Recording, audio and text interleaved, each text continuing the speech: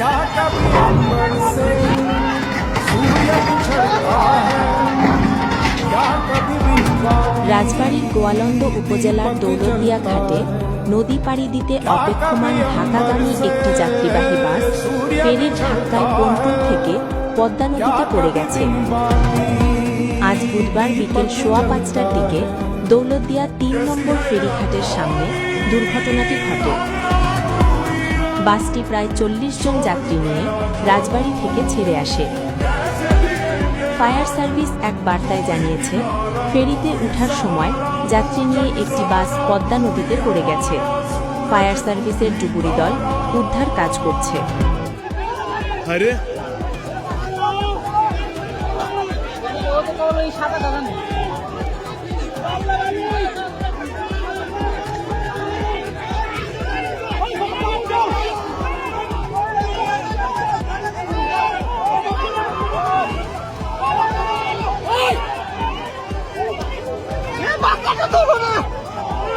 বহু মানুষ আছে তো বাসের ভিতরে